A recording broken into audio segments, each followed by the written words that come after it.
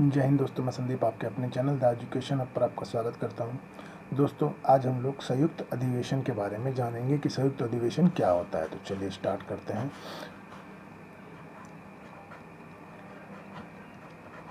संयुक्त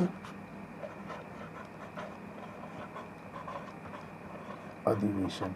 अब ये संयुक्त अधिवेशन क्या है, तो इसकी जो चर्चा है वो किस में है? अनुच्छेद 108 में। किस में चर्चा है इसकी? अनुच्छेद 108 में। अब संयुक्त अधिवेशन होता क्या है? देखिए, जब दोनों सदन को, किसको दोनों सदन मतलब लोकसभा और राज्यसभा को, किसको लोकसभा और राज्यसभा को जब संयुक्त रूप से बुलाया जाता है तो उसको क्या कहते हैं? संयुक्त अधिवेशन कहते हैं। किसको किसको? जब देखिए,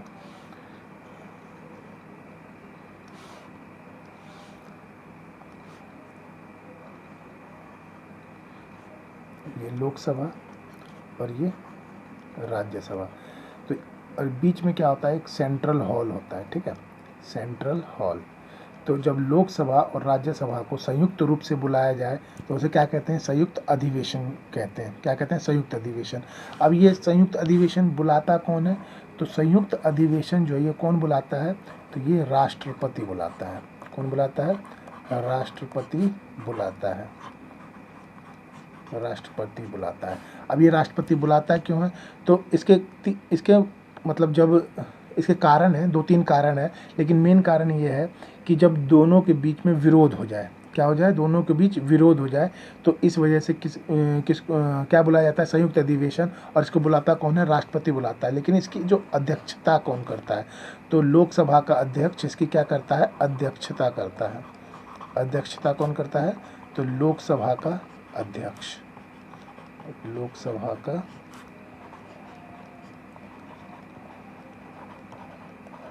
अध्यक्ष, लोकसभा का अध्यक्ष जो है इसकी क्या करता है? अध्यक्षता करता है। अब संयुक्त अधिवेशन मैंने अभी बताया कि दोनों सदनों में जब विवाद हो जाए तब क्या बुलाया जाता है? राष्ट्रपति। संयुक्त अधिवेशन बुलाया जाता है। और कौन बुलाता है? राष्ट्रपति बुलाता है। अब विवाद किस तरह का विवाद हो जाए? देखिए, जैसे कोई विधेयक पास हुआ, कोई भी विधेयक पास हुआ, जैसे मान लीजिए लोकसभा से वो पास हो गया, ठीक है। अब जब लोकसभा से पास होगा तो उसे राज्यसभा में उसे कहाँ भेजा जाएगा? राज्यसभा में भेजा जाएगा। और राज्यसभा, देखिए, कोई भी विधेयक हो वो जब तक दोनों सदनों में पास नहीं होगा तो उस विधेयक को पास नहीं माना जाएगा, ठीक है, उस बिल को पास नहीं माना जाएगा। तो कोई विधेयक आया और लोकसभा में तो पारित हो गया, जब उसे राज्यसभा में भेजा गया तो राज्यसभा में वो पारित नहीं हो पाया। तो जब पारित नहीं हो पाएगा तब क्या बुलाया जाएगा? संयुक्त अधिवेशन। क्या बुलाया जा सकता है? संयुक्त अधिवेशन। तो कब बुलाया जाता है? तो एक हो गया जब एक सदन में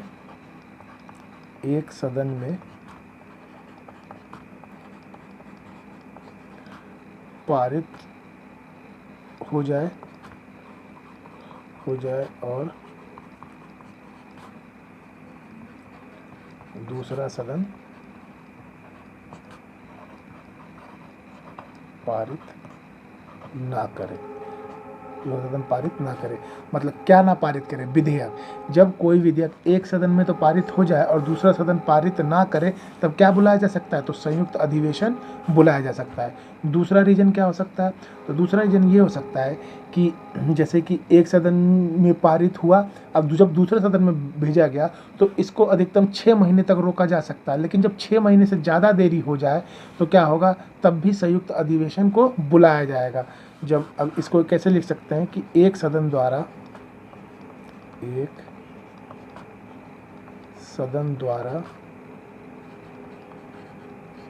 पारित विधेयक दूसरा सदन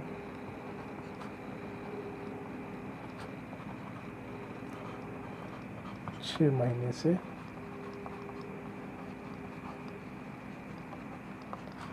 अधिक के लिए रोक दे। बस एक सदन क्या करे? एक सदन में पारित हो जाए, दूसरे सदन में भेजा गया तो उसने क्या किया? 6 महीने से ज़्यादा। कब तक रोक सकता है? 6 महीने। लेकिन जब 6 महीने से ज़्यादा रोक दिया तब क्या करेंगे? संयुक्त अधिवेशन बुलाया जाएगा। क्या बुलाया जाएगा? संयुक्त अधिवेशन। ठीक है। अब इसका तीसरा पॉइंट देखते हैं। तीसरा पॉइंट क्या हो सकता है? तो देखिए तीसरा पॉइंट क्या है इसका, कि एक सदन है, किसी सदन ने एक सुझाव दिया और दूसरा सदन ने उसे क्या कर दिया, मानने से इनकार कर दिया, तो तब भी संयुक्त अधिवेशन बुलाया जा सकता है। तो कब बुलाया जा सकता है कि एक सदन के द्वारा दिए गए सुझाव को अगर दूसरा सदन मानने से इनकार कर दे, मानने से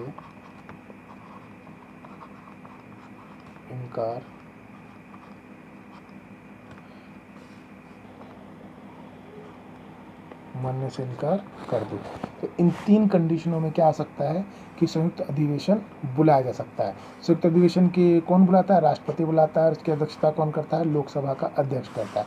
अब एक चीज़ देखिए आप, लोकसभा में कितने सदस्य होते हैं, 545, ठीक, और राज्यसभा में कितने होते हैं, तो 245, ठीक है। अब एक बात सोचिए कि जब संयुक्त अधिवेशन आया, तो देखिए जब संयुक्त अधिवेशन बुलाया जाएगा तो ऐसा नहीं है कि इन 245 को कहा जाएगा कि आप लोकसभा में जाके बैठ जाइए, या फिर इन लोकसभा को कहा जाएगा कि राज्यसभा में जाके बैठ जाइए। तो इसमें तो 245 सीट है, तो इसे एडजस्ट कहाँ होंगे, ठीक है, और इसमें 545 सीट है, अब बाकी 245 को एडजस्ट कहाँ करेंगे। तो ये दोनों एक दूसरे के सदन में नहीं जाता। तो संयुक्त अधिवेशन कहाँ पर बुलाया जाता है, तो ये जो बीच में जो सेंट्रल हॉल है, कहाँ, वहाँ पे बुलाया जाता है। कहाँ पर, जहाँ पे सेंट्रल हॉल है। देखिए जो विदेशी मेहमान भी आते हैं हमारे यहाँ, उन्हें भी सेंट्रल हॉल में ही बैठाया जाता है। और संयुक्त अधिवेशन भी कहाँ होता है, कहाँ पे बैठाया जाता है, सेंट्रल हॉल में। अध्यक्षता कौन करता है, तो लोकसभा का अध्यक्ष करता है। जब सेंट्रल हॉल में दोनों सदन बैठ गए, ठीक है, दोनों सदन आए, तो देखिए अब कितने सदस्य हो गए, तो 545 और 245, तो कितना हो गए, 790। टोटल कितने सदस्य हो गए, टोटल 790 सदस्य।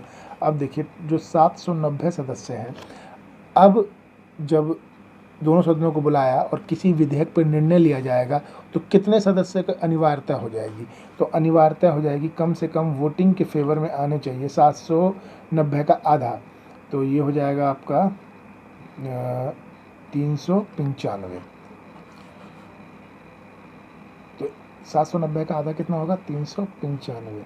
तो ये जो 395 है, ये 395 है, इतने सदस्य अगर वोट कर देते हैं किसी भी विधेयक के फेवर में, तो वो जो विधेयक है वो क्या हो जाएगा, पारित हो जाएगा। 395 नहीं, मतलब इससे ऊपर 396 मान के चलिए, कितना, 396 ने अगर उस विधेयक को के फेवर में वोट कर दिया तो वो क्या हो जाएगा, वो पारित हो जाएगा। तो आप एक बात समझिए कि कोई लोकसभा में कोई भी जो अमेंडमेंट है, जो भी बिल है, वो पास हो गया, वो विधेयक पारित हो गया, लेकिन राज्यसभा ने मना कर दिया, तो अब क्या आया, संयुक्त अधिवेशन आया। तो आपको क्या लगता है कि वो विधेयक पास होगा कि नहीं होगा, 99% चांस है वो पास हो जाएगा। क्यों पास हो जाएगा, अब आप खुद सोचिए कि लोकसभा में कितने सदस्य हैं, 545। तो जब ये लोकसभा में पारित हुआ था तो सबने पारित किया होगा, मतलब अधिक वोट से पारित हो गया। 545 के 545 ने पारित नहीं किया होगा, मान लेते हैं 400 लोगों ने पारित कर दिया होगा, ठीक है। तो 400 तो लोकसभा में है ही है, और जब राज्यसभा में मना कर दिया तो कुछ तो लोग होंगे जिन्होंने राज्यसभा में हाँ भी कहा होगा, कुछ तो होंगे। तो अब एक बात बताइए, 545 तो लोकसभा पहले से थे, चाहिए कितने, 396 मात्र, कितने चाहिए, 396।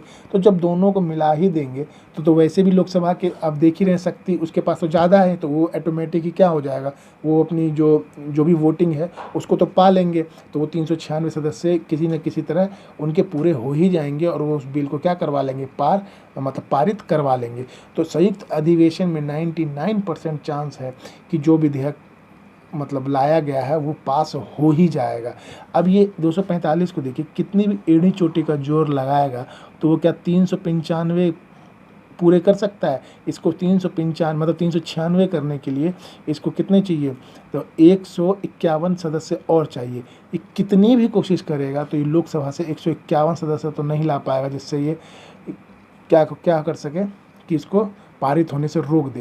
लेकिन फिर भी एक रेयर कंडीशन, एक चांस मान लेते हैं कि किसी तरह ये बराबर ले आया, मतलब किसी तरह से कन्वेंस करके ये ये भी 395 हो जाते हैं, ये भी 395 हो जाते हैं। तो इस स्थिति में क्या हो गया, वोटिंग बराबर हो गई। जब वोटिंग बराबर हो गई तो अब एक बात बताइए, मैंने आपको पढ़ाया था, क्या पढ़ाया था कि जब भी वोटिंग बराबर हो जाएगी तो फिर अब निर्णय कौन लेगा, तो देखिए लोकसभा का अध्यक्ष लेगा, क्योंकि लोकसभा का अध्यक्ष वोटिंग नहीं डालता है, लेकिन जब निर्णय लेने की बात आती है तब लोकसभा वोट कर सकता है। तो अब आप खुद सोचिए, लोकसभा का जो अध्यक्ष होता है वो कहाँ से होता है, तो वो जिसकी पार्टी होती है, जिसकी सरकार होती है, वहाँ का होता है। तो ये क्या कभी उसके फेवर से अलग होकर फैसला लेगा, नहीं लेगा। तो इसका जो निर्णायक वोट होगा वो किसकी तरफ गिर जाएगा, जाहिर सी बात है कि जहाँ पारित होना चाहिए, जो लोग मिलकर पारित करवा रहे थे उसके फेवर में चला जाएगा।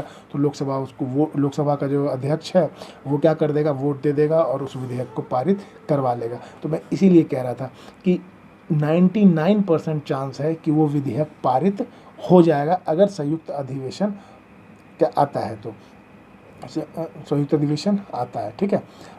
देखिए, लेकिन अगर मान लीजिए कि हर बात के लिए संयुक्त अधिवेशन लाया जाए, जैसे कोई भी बिल पास कराया गया, संयुक्त अधिवेशन ले आओ भाई, अगर राज्यसभा ने मना कर दिया तो इस तरीके से लोकतंत्र की तो हत्या हो जाती।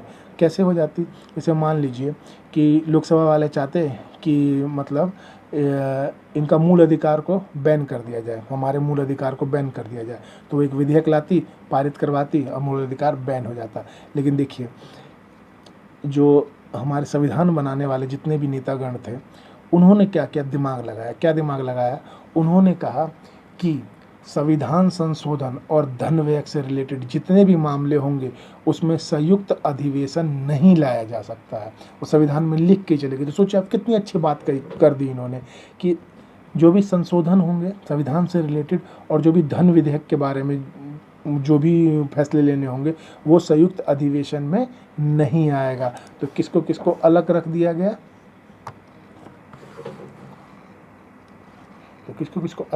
गया, तो संविधान संशोधन और धन विधेयक के मुद्दों पर क्या होगा, जो संयुक्त अधिवेशन नहीं लाया जा सकता। एक चीज़ और क्या है, महाभियोग मैंने आपको पढ़ा दिया है। महाभियोग पे भी संयुक्त अधिवेशन क्या होगा, नहीं आएगा। संयुक्त अधिवेशन क्या होगा, नहीं आएगा। किस पे, संविधान संशोधन, धन विधेयक और महाभियोग पर संयुक्त अधिवेशन क्या होगा, नहीं ला सकते हैं। अब ये सोचिए कि हमारे संविधान में कितनी बार संयुक्त अधिवेशन लाया गया है। तो मेनली हमारे जो भारत में संयुक्त अधिवेशन 4 बार आया है, जिसमें से 3 बार संयुक्त अधिवेशन पारित हुआ है और 1 में संयुक्त अधिवेशन नहीं पारित हो पाया। तो पहला जो था वो क्या था कि दहेज उन्मूलन पे, किस पे, दहेज उन्मूलन कब आया था, ये 1961 में दहेज से रिलेटेड था कि दहेज प्रथा को समाप्त किया जाए, तो उससे रिलेटेड संयुक्त अधिवेशन लाया गया था और 1961 में आया था। तो ये संयुक्त अधिवेशन में क्या हो गया था, ये बिल पारित हो गया था। दूसरा क्या है, बैंकिंग सुधार कब आया था, 1978 में। बैंकिंग में सुधार के लिए एक संयुक्त अधिवेशन बुलाया गया था जो कि 1978 में आया था, वो भी क्या हो गया था, पारित हो गया था। तीसरा आया था पोटा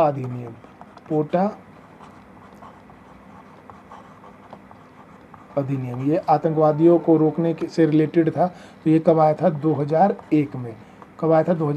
और ये भी क्या हो गया था, पारित हो गया था। एक अधिनियम और आया जो क्या था, महिला प्रतिनिधित्व से लेकर महिला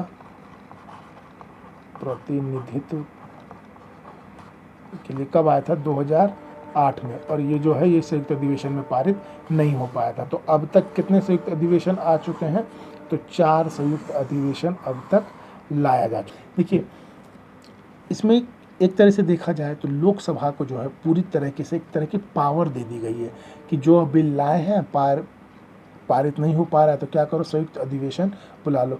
अभी आपने अभी देखिए क्या है कि भाजपा भी सरकार में है, वो कितनी सीट लाई है, तो 303 सीट लेके आई है, जिससे पावर में है। तो इस पावर का वो गलत फायदा कैसे उठा रही है, जिससे उसका जो मन करता है वो बिल पास करवा लेती है।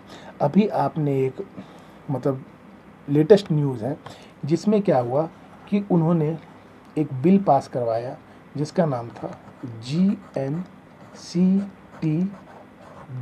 अब इसका फुल फॉर्म क्या होता है? द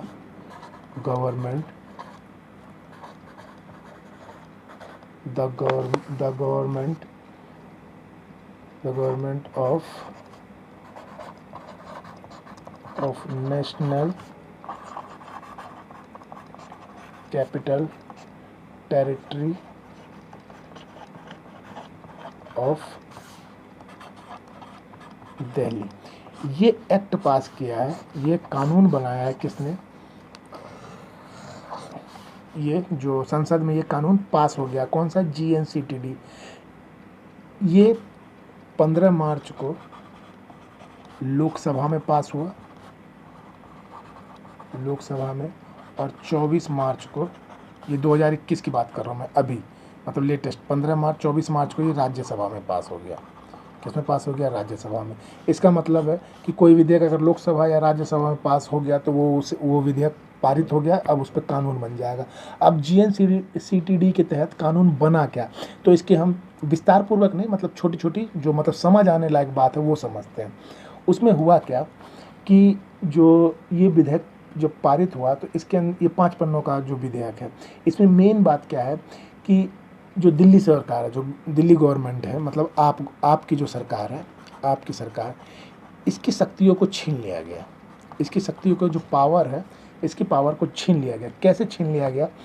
तो इसमें निर्णय लिया गया कि अगर दिल्ली गवर्नमेंट कोई भी नियम कानून या किसी भी तरह के निर्णायक फैसले लेती है तो उसे पहले LG को बताना होगा और LG डिसाइड करेगा कि ये होना चाहिए या नहीं होना चाहिए, ये क्या होना चाहिए या नहीं होना चाहिए। तो देखिए, LG का मतलब होता है लेफ्टिनेंट गवर्नर, ठीक है। तो अब इसका मतलब ये है कि अगर कुछ भी करना चाहती है, जैसे कि पहले क्या था, ऑड इवन का फार्मूला लाई थी आपकी, मतलब एक दिन ऑड चलेगा, एक दिन इवन गाड़ी चलेगी। अब इस तरह के फैसले भी लेने के लिए क्या होगा कि LG से परमिशन लेनी होगी कि हम इस तरह के फैसले ले रहे हैं, क्या ये निर्णय सही है? अगर LG कहता है कि हाँ ये निर्णय सही है तो ये निर्णय पास होगा, अन्यथा नहीं होगा। तो ये एक तरीके की डेमोक्रेसी की हत्या है। डेमोक्रेसी की हत्या कैसे है, लोकतंत्र की हत्या कैसे है, इसको समझिए। देखिए, जब दिल्ली वालों ने वोट दिया तो किसको दिया? अरविंद केजरीवाल की पार्टी को। अरविंद केजरीवाल की पार्टी आई और उस आधार पर दिया कि जिस आधार पे वो मतलब जो उन्होंने काम किया था उस आधार पे दिया कि दिल्ली आप आएगी तो फिर से दिल्ली काम करेगी, अच्छा काम करके देगी। लेकिन अब क्या है, सीधे सीधे पावर किसके हाथों में दे दी गई है? तो LG के हाथों में पावर दे दी गई है। अब मेन दिक्कत क्या है कि LG का चुनाव ही नहीं होता है। LG का चुनाव नहीं होता है और LG आता कहाँ से है? तो जो सेंट्रल गवर्नमेंट है ये इसको भेजती है और LG को सेंट्रल गवर्नमेंट का एक तरह का कठपुतली कहा जाता है कि जो सेंट्रल गवर्नमेंट कहेगी LG वही करेगा। अब सेंट्रल गवर्नमेंट ने ये बिल पास क्यों किया? क्योंकि अब जो है भाजपा बौखला गई। बौखला क्यों गई? अभी आपने कुछ दिन पहले देखा होगा कि MCD का चुनाव हुआ। किसका चुनाव हुआ? म्युनिसिपल कॉरपोरेशन ऑफ दिल्ली का। इसमें 8 सीट थी और 8 की 8 सीट पे BJP बुरी तरह से हार गई। और कौन जीती? आप जीती। अब इनके पास ना तो MCD रही, म्युनिसिपल कॉरपोरेशन दिल्ली भी चली गई, सरकार पहले ही दिल्ली में आपकी सरकार थी तो वो थी। अब इनके पास पावर नहीं रह गई थी, लेकिन इनको अपनी पावर दिखानी थी तो इन्होंने क्या किया? GNCTD जो विधेयक है वो पास करवा दिया। अब इसके तहत क्या होगा कि जो भी निर्णायक फैसले होंगे वो कौन लेंगे? अगर इनका मन भी है कि आप अगर किसी चीज़ के फैसले लेना चाहते हैं तो इन्हें पहले कहाँ बताना होगा? LG को बताना होगा। अभी LG कौन है? हमारे लेफ्टिनेंट गवर्नर अनिल बैजल है। कौन है? अनिल बैजल। देखिए, थोड़ा सा दिल्ली के बारे में समझते हैं। अब दिल्ली के बारे में थोड़ा सा समझते हैं। देखिए, 1952 में दिल्ली जो है वो स्टेट बना, ठीक है। जब स्टेट बना उस टाइम कांग्रेस की सरकार थी, कांग्रेस जीत के आई और जो हमारे चौधरी ब्रह्म प्रकाश यादव थे वो पहले CM बने, ठीक।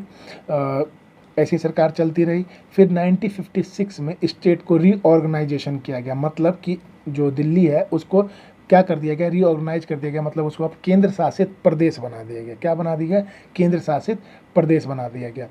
फिर उसके बाद धीरे धीरे इसी तरह से चलती रही, कंटिन्यू चलती रही। उसके बाद 1991 में, मतलब 1991 में एक स्पेशल पावर दी गई। स्पेशल पावर क्या दी गई? एलजी को दी गई। अब एलजी को क्या पावर दी गई?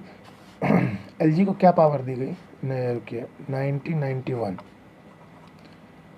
1991 में एलजी को पावर दी गई क्या, कि जो भी लैंड से रिलेटेड मामले हैं, पुलिस से रिलेटेड मामले हैं और पब्लिक ऑर्डर, जो पब्लिक ऑर्डर से रिलेटेड मामले हैं, ये किसके अंतर्गत रहेंगे? एलजी के अंतर्गत रहेंगे। किसके अंतर्गत? एलजी के अंतर्गत। लेकिन हुआ क्या, 1991 से लेकर 2000 तक कुछ सब कुछ सही चल रहा था। 2014 में क्या हुआ कि सेंट्रल गवर्नमेंट में कौन आई? भाजपा सरकार आई। और स्टेट गवर्नमेंट में दिल्ली सरकार आई 2015 में। 2014 में सेंट्रल गवर्नमेंट में कौन आई? भाजपा। और 2015 में आप सरकार आई, कहाँ पे? स्टेट गवर्नमेंट में, दिल्ली में आई। ठीक है। अब हुआ क्या कि जब ये आप आई तो इन्होंने कुछ एंटी करप्शन हेल्पलाइन नंबर जारी किए। जैसे एंटी करप्शन हेल्पलाइन में 1031 जारी किया, जिसके तहत अगर करप्शन का जो भी मुद्दा था आप इस हेल्पलाइन पे फ़ोन कीजिए और बताइए। तो एलजी ने कहा कि ये पावर मतलब हमारे अंदर आती है तो हम इसको अपने अंदर लेते हैं, तो इन्होंने उसको रुकवा दिया। इसी तरह से मनीष सिसोदिया ने एग्रीकल्चर टैक्स बढ़ाने की बात कही थी, तो एलजी ने भी उस पर भी रोक लगा दी। तो जो बहुत सारे काम जो है आप सरकार को ये करने नहीं दे रही थी। तो आप सुनते होंगे जब भी मतलब इस तरह के मुद्दे उठते थे तो आप सरकार बोलती थी कि एलजी हमें काम करने नहीं दे रही है, एलजी हमें काम करने नहीं दे रही है। और जब दिल्ली की सरकार बनी तो उसमें भी आपने देखा होगा कि इस तरह के मुद्दे होते थे कि एलजी ने काम करने नहीं दिया। लेकिन हुआ क्या, 2018 से 21 तक मतलब पहले इन्होंने हाई कोर्ट में अपील किया, 18 से 21 में नहीं, जब एलजी इन पर रोक लगाने लग गई तो इन्होंने हाई कोर्ट में अपील किया। लेकिन हाई कोर्ट ने कहा कि जो एलजी कर रही है वो ठीक है, इसी के अनुसार चलेगा। फिर इन्होंने क्या किया, आप वालों ने सुप्रीम कोर्ट में अपनी याचिका दायर की। तो सुप्रीम कोर्ट ने फैसला लिया कि एलजी के अंतर्गत जो लैंड है, पुलिस और पब्लिक ऑर्डर है वही रहेगी, इसके अलावा वो किसी भी चीज़ में हस्तक्षेप नहीं करेगी। तो 2018 से 21 तक मतलब अभी तक सही चल रहा था। कब तक? 14 मार्च तक। कब तक? 14 मार्च तक। लेकिन अब भाजपा क्या थी, एमसीडी का चुनाव हार गई थी। अब ये दिल्ली पे किसी तरह से शासन नहीं कर पा रही थी, तो अब इन्होंने एक नया तरीका सोचा। नया तरीका में क्या सोचा? जीएनसीटीडी बिल लाए, जिसके अंतर्गत पावर किसको दे दी गई? एलजी को दे दी गई, लेफ्टिनेंट गवर्नर को। और ये 15 मार्च को लोकसभा में पास हुआ, 24 मार्च को राज्यसभा में पास हुआ, कानून पारित हो गया। अब कोई भी निर्णय लेगी तो पहले आप सरकार को एलजी से पूछना होगा। आप खुद सोचिए, आपने वोट किसको दिया था? जाहिर सी बात है कि अरविंद केजरीवाल जी को, मतलब उनकी सरकार को, आप पार्टी को। लेकिन अब फैसला कौन लेगा? एलजी। तो अब इसका उपाय क्या, सोल्यूशन क्या हो सकता है? तो इसका सोल्यूशन यही है कि हो सकता है कि आगे आने वाले समय में कि आप सरकार फिर से सुप्रीम कोर्ट में याचिका दायर करे और उसके बाद जो निर्णय होगा वो आखिरी निर्णय होगा। अब देखते हैं कि आप कब इसको सुप्रीम कोर्ट में याचिका दायर करती है, उसके बाद क्या फैसला आता है। तो आपको समझ में आ गया होगा, संयुक्त अधिवेशन समझ में आ गया होगा। जीएनसीटीडी अभी ज्वलंत मुद्दा था, इसलिए मैंने ये बता दिया, क्योंकि अभी संयुक्त अधिवेशन की बात चल रही थी तो मुझे याद आ गया कि लोकसभा से रिलेटेड है। जिस तरीके से कोई भी बिल पास करवा लेती है, चाहे वो किसान बिल हो गया या सीएए हो गया, एनआरसी हो गया, कुछ भी पास करवा के अपना काम कर रही है। पता नहीं है, मुझे लग रहा है डिक्टेटरशिप आ रही है। अभी आपको जान के हैरानी होगी कि डेमोक्रेसी के मामले में हमारा भारत अपने पायदान से नीचे गिरता आ रहा है। मतलब हमारे यहाँ लोकतंत्र धीरे धीरे ख़त्म हो रहा है। और जब जब लोकतंत्र धीरे धीरे ख़त्म हुआ है, डिक्टेटरशिप आती गई है। हिटलर भी यही करता था, थोड़े थोड़े बिल लाता था और लोकतंत्र को समाप्त करता जाता था और पूरी तरह से डिक्टेटरशिप उसने जमा ली थी। तो आने वाले समय में लोकतंत्र रहता है या हम और उससे नीचे जाते हैं, वो आने वाला समय बताएगा। फिलहाल तो अभी ऐसा दिख रहा है कि डेमोक्रेसी की पूरी तरह से हत्या हो रही है, देश में डिक्टेटरशिप चल रहा है। तो अब आप लोग को तय करना है कि जो अब 2025 का चुनाव आएगा, 24 का, तो उसमें क्या करना है, नहीं करना है।